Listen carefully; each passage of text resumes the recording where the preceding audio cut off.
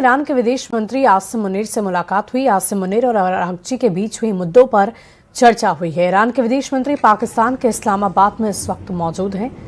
तस्वीरें आपको दिखा रहे हैं।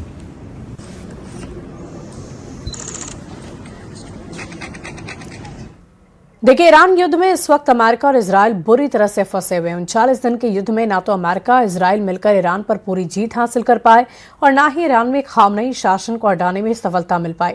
ऐसे में अब सवाल है कि क्या ट्रंप अब परमाणु हमला करेंगे?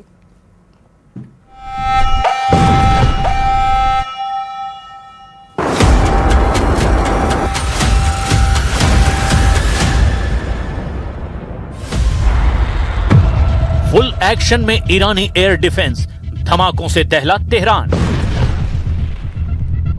अमेरिका और इजराइल जिस तरह से दावा कर रहे थे कि उनका ईरान युद्ध पर पूरी तरह से कंट्रोल हो चुका है, वो ईरान अमेरिका और इजराइल के लिए नासूर बन चुका है।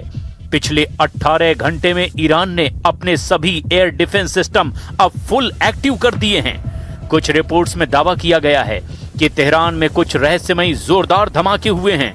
खुद IRGC ने भी माना कि इन धमाकों के पीछे दुश्मन हो सकता है। खबर है कि इजराइल के सैकड़ों जेट ईरान पर हमले को तैयार हैं और अमेरिका के इशारे का इंतजार कर रहे हैं।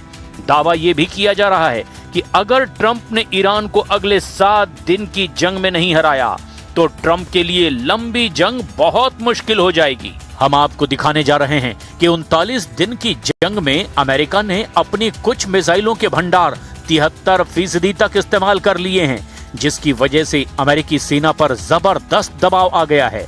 अमेरिकी सेंट्रल कमांड ने हॉर्मुज के समुद्री इलाके में 3 विमान वाहक पोत समेत 16 युद्धपोतों को ईरान के खिलाफ उतार दिया है। वहीं कुछ खबरों में दावा किया जा रहा है कि ईरान ने रूस और चीन की मदद से अपनी मिसाइलों से हमले की पूरी तैयारी कर ली है। खुद ईरान की IRGC के कमांडर और जनरलों ने दावा किया कि ईरान ने इजराइल और पश्चिम एशिया में मौजूद अमेरिका के सभी अड्डों पर अपने टारगेट लॉक कर दिए हैं।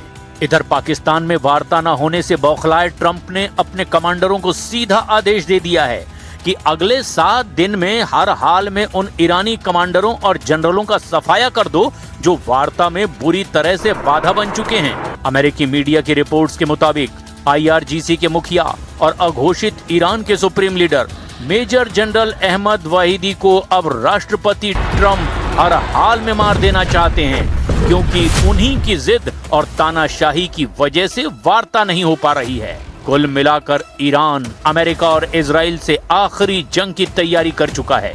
तेहरान में हुए धमाके एक तरह से राउंड 2 युद्ध का वो बिगुल साबित हो रहा है, जो कहीं न कहीं परमाणु हमले की तैयारी का इशारा भी हो सकता है।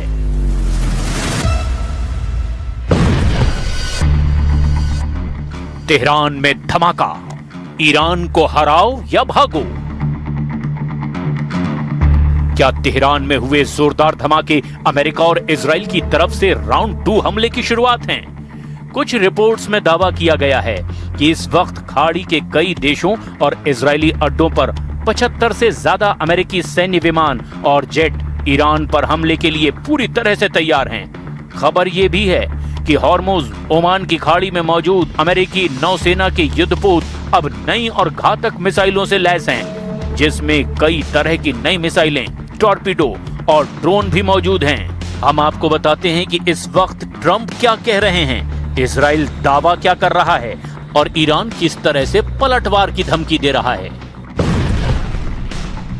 राउंड 2 हमले को तैयार अमेरिका, पहला टारगेट जनरल वहीदी। अमेरिकी सेना ईरान के खिलाफ नए सैन्य हमले की योजना तैयार कर चुकी है।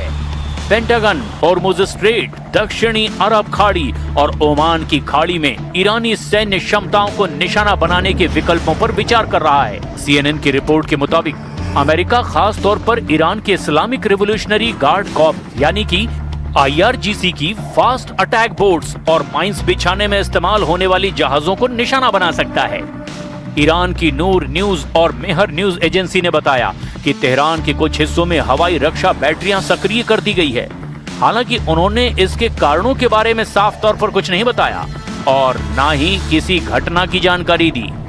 इधर दूसरी तरफ इजराइल के रक्षा मंत्री इजराइल काट्स का कहना है कि इजराइल ईरान के खिलाफ युद्ध फिर से शुरू करने के लिए तैयार है।